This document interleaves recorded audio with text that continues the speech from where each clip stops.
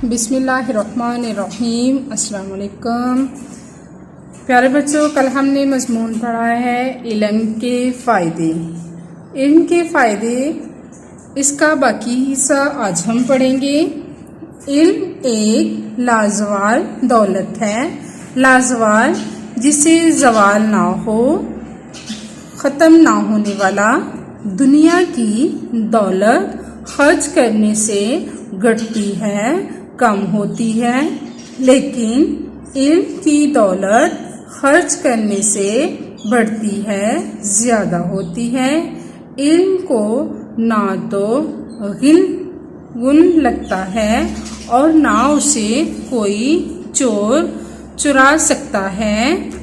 दुनिया की दौलत से इंसान को रूहानी सुकून हासिल नहीं हो सकता, लेकिन इल्म की दौलत इंसान को रूहानी सुकून से मालामाल कर देती है।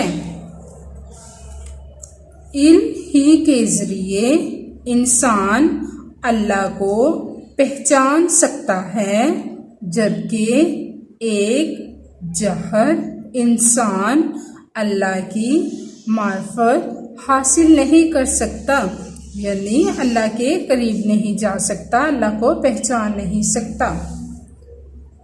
इल्म ही की बदौलत इंसान को हमेशा की ज़िंदगी हासिल हुई है। बदौलत की वजह से इमाम गज़ाली, मौलाना रूम, शेख सादी और इल्लामा इकबाल का नाम इल्म की वजह से आज भी जिंदा है और उनका फैज़ हमेशा जारी रहेगा। कल्ब तलवार से ज़्यादा ताकतवर है।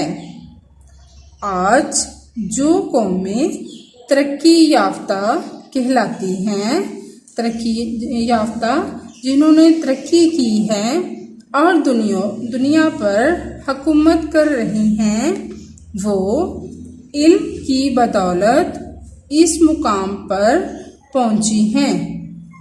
मुसलमान कौम जब तक ज़ेफ़्रे इल्म से आरास्ता रही, ज़ेफ़्रे इल्म के ज़ेवर से, ये इसके नीचे ज़ेर लगाई गई है, ये मरकबे अज़ाफ़ी है, यानी इल्म के ज़ेवर से आरास्ता मज़ीन सजी दुनिया पर हुकूमत करती रही, लेकिन इल्म से महरूम होकर हम ज़वाल का